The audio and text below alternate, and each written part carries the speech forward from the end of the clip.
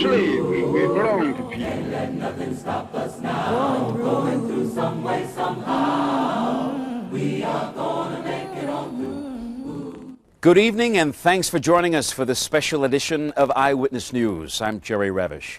From about 1816 to the dawn of the Civil War, slaves escaped their bondage through a loose-knit network of people and safe houses called the Underground Railroad.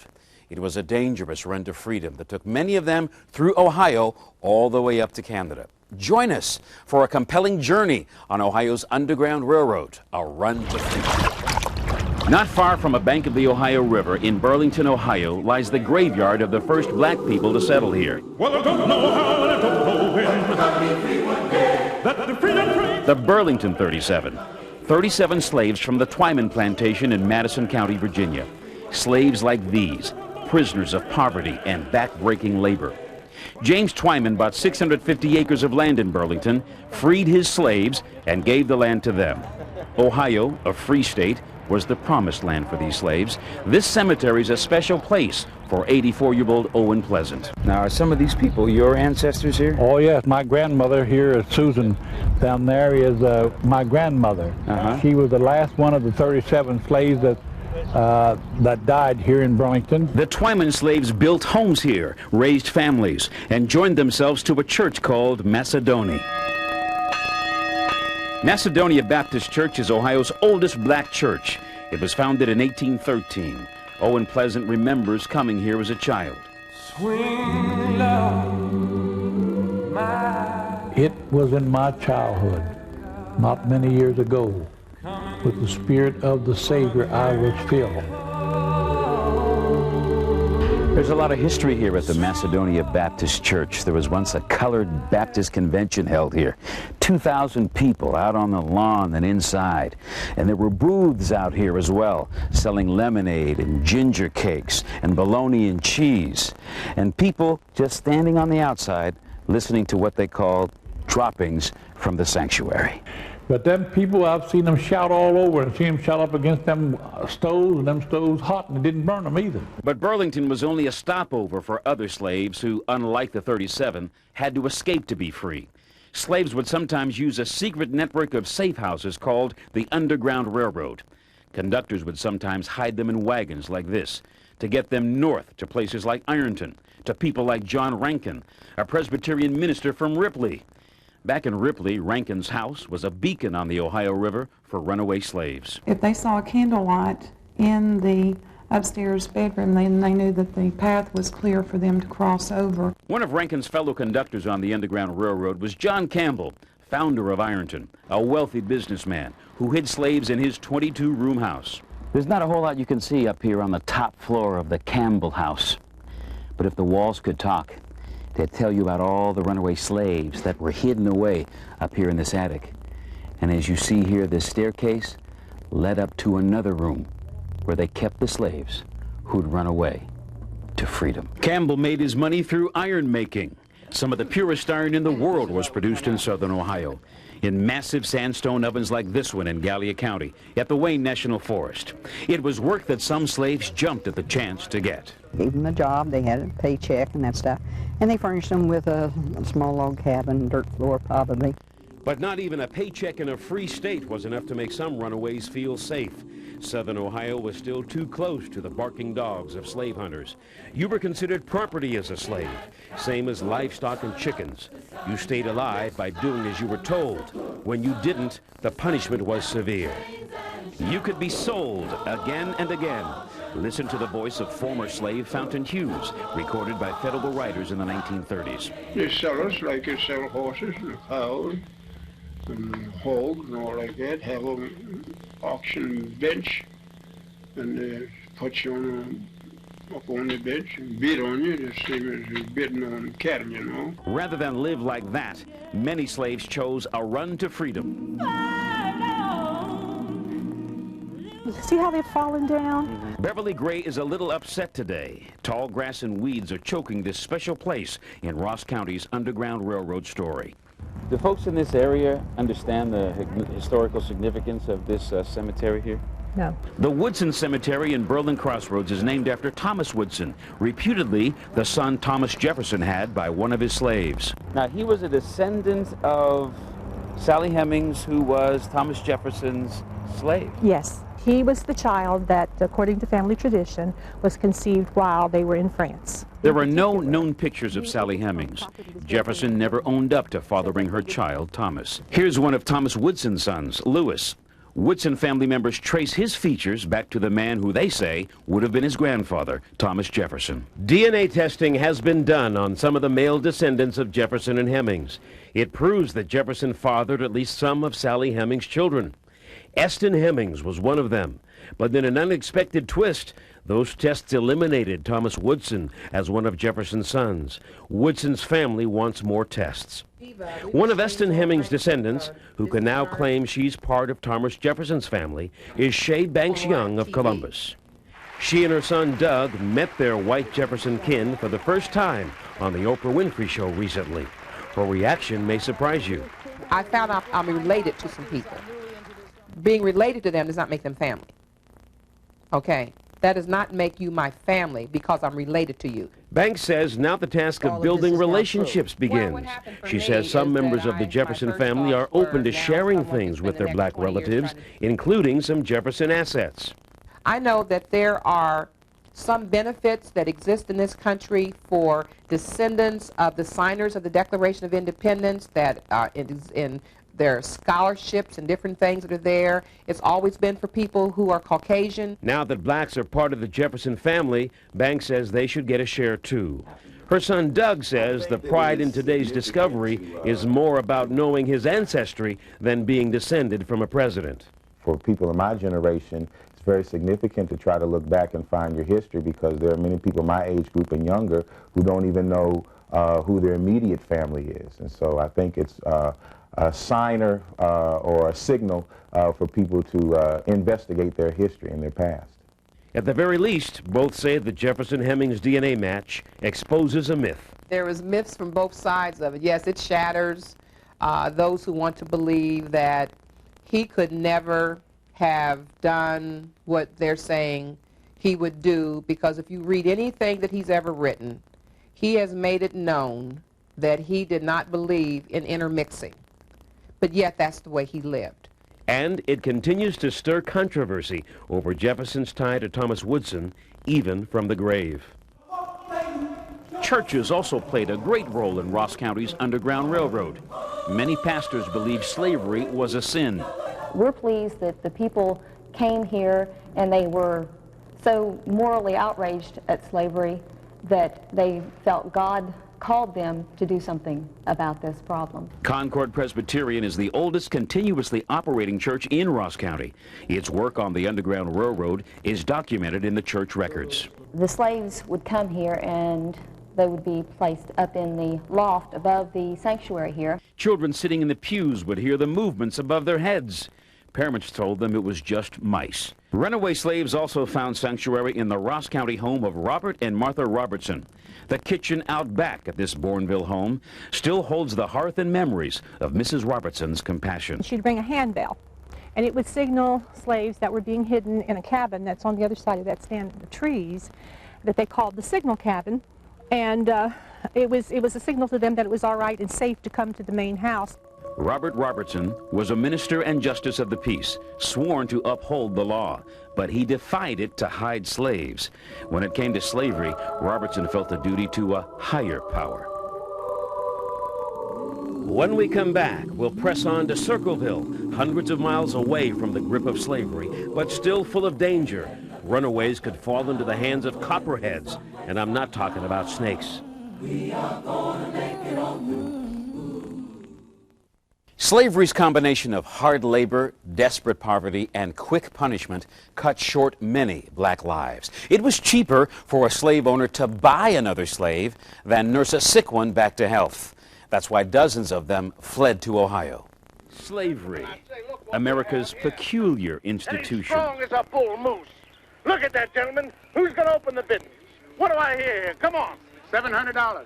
Rather than live like this, many slaves, mostly young males, chose to run. They would escape the plantation usually at night, with little more than the clothes on their backs. They'd stay close to rivers and creeks where slave catcher dogs couldn't pick up their scent. If you were going to make a decision to run away and take your freedom, you had to be prepared for dire consequences.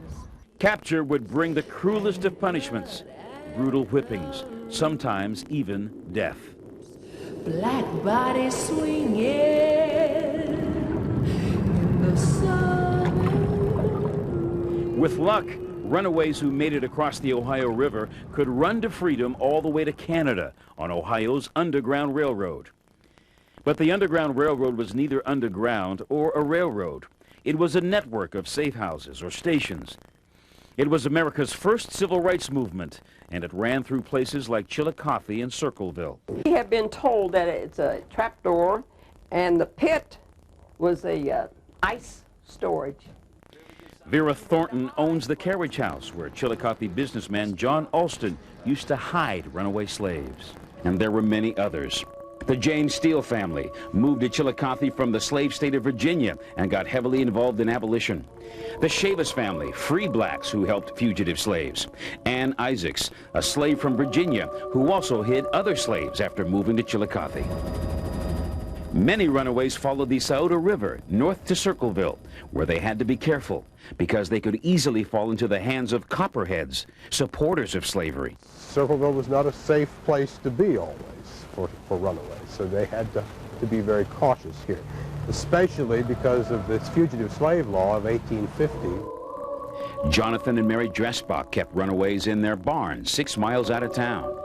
Samuel Moore did too, in a house near the courthouse. A very respectable local man. I'm quite sure that the people that passed him every day on the street had no idea that he was hiding runaways in his cellar. Circleville is full of harrowing stories of the Underground Railroad. This is the home of Joseph Doddridge, another famous abolitionist here in the Circleville area. He used to hide slaves in the attic of this house. There's a story of how one day 2 bounty hunters came to Circleville looking for 3 escaped slaves. They were here in the house. Doddridge was away. His wife was here by herself. Well, she somehow got word to some friends that she was in trouble and needed to get these slaves out of here. So one of those people came here with a produce wagon and was able to get the slaves out of the house, hide them in the produce, and get them on to the next Underground Railroad station. For many runaways, that next station was Columbus. Columbus was also a hotbed of Underground Railroad activity.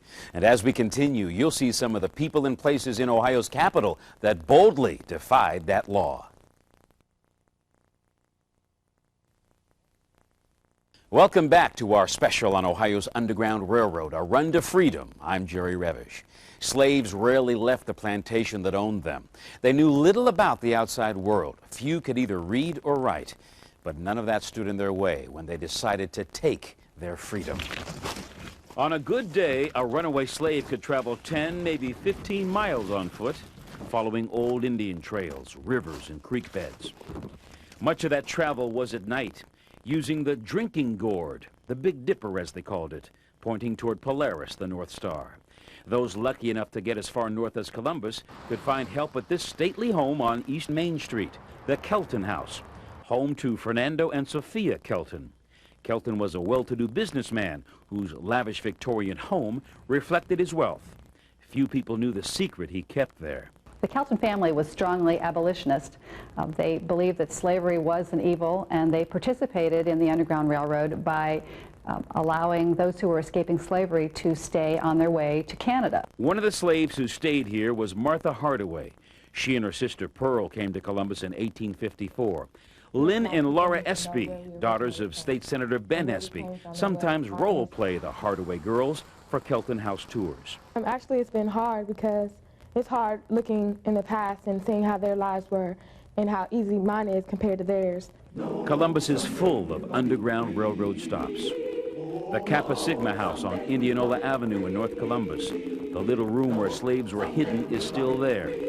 The old Clinton Chapel, now the Southwick Good Funeral Home on North High Street in Clintonville, hid slaves too. Some runaways, determined to continue north, got to Westerville in the bottom of George Stoner's stagecoach. His roadhouse still stands on State Street in Westerville. Stoner would unload passengers, then pull the coach around back and unload slaves hidden in the luggage compartment. Staying in a place like Stoner's was probably particularly dangerous because it would have been a location where a slave hunter would have stopped for the night. Another stop on the Underground Railroad as it passed through Westerville was the Hanby House. This stands in the shadow of Otterbein College now. Benjamin Hanby wrote a song on this house entitled Darling Nellie Gray, a song about a slave whose bride-to-be got sold the day before they were to marry.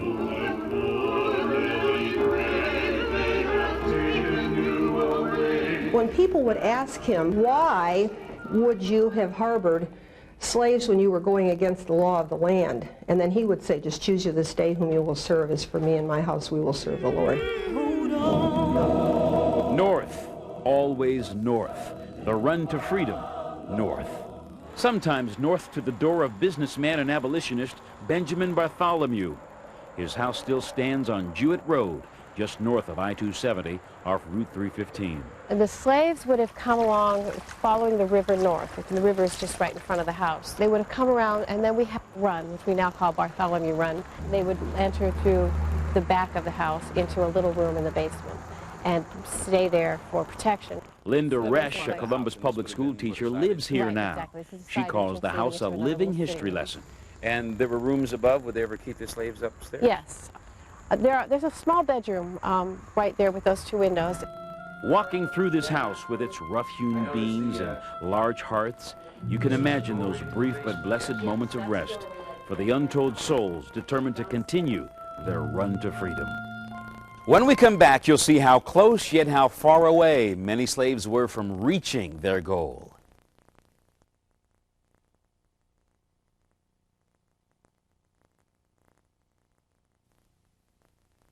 Sometimes that last mile was the hardest mile. By now, they'd been on the run for weeks, probably months. But every time they thought about giving up, they remembered why they left. She's my daughter now, please. Won't you buy it too? She can help me in the kitchen. Sold for $275. Rather than be separated like this, some slave families chose their moment and made a run for it all the way to Ohio. Those who stayed hidden and healthy long enough to get as far north as Mount Gilead often found a special group of helping hands, Quakers. Because they were all just very unhappy with slavers coming and grabbing people and taking them away like dogs. Charles Mosher is a descendant of Quakers who hid runaways in Morrow County. He showed us a rare coin sometimes given to slaves on their run to freedom. This is a token, like a pass on the Underground Railroad. It ensured that the slave Quakers were helping was a genuine runaway, not a spy for slave catchers. Nobody knows the trouble I see. Morrow County is full of old houses and passageways connected to the Underground Railroad. Claude Wright of Upper Arlington bought the 160-year-old home of Aaron Benedict in Marengo. Benedict hid slaves here. Wright wants to turn the home into a bed and breakfast and get it flagged as an official Underground Railroad site. North, north, ever north. The run to freedom went through tiny towns like Savannah and on to safe havens like Oberlin. Stop 99 on the Underground Railroad. An unusual monument marks the spot, a set of railroad tracks disappearing underground. Oberlin was a radical town in the early 1800s, full of free thinkers. Welcome to the Little Red Schoolhouse at the Oberlin Heritage Center. This building was built in 1836. Oberlin's one-room schoolhouse was open to children of all races from the start, something unusual even in a free state like Ohio. One of the town's proudest anti-slavery moments was the Oberlin Wellington Rescue in 1858. 38 Oberlin men went into nearby Wellington to free a slave caught by slave catchers. They helped him get all the way to Canada. They were arrested and thrown in jail in Cleveland, and they made front-page news. While many runaways settled in Oberlin, others wanted to get completely out of the United States. But they had one more body of water to cross, Lake Erie. When they got this far, they were pretty self-sufficient. Slaves, who were often skilled tradesmen, would work in Sandusky long enough to buy a boat ride to Canada. The fact that so many left from the Ohio River and made a long, long, perilous journey to the lake, still coming to the lake and not free yet, really, until they crossed over the bay, around the islands, and into Canada. Kathy Nelson's Friends of Freedom Society is a statewide network of volunteers committed to documenting and preserving Ohio's Underground Railroad history. I think the Underground Railroad is probably one of the greatest social and humanitarian stories and causes in history. The Civil War finally brought an end to slavery, but race problems still remain in America. But the Underground Railroad stands as an enduring example of how right-minded people of all colors and creeds can come together to overcome evil with good and help others run to freedom. We hope you've enjoyed our story. For everyone we told, there were countless others we could not. The Run to Freedom ran through just about every city, village, and town in Ohio. An Ohio preservation group called the Friends of Freedom Society has documented more than 500 Underground Railroad sites across the state. The Underground Railroad, it's a chapter in American history we should all remember. I'm Jerry Revish. Thanks for joining us.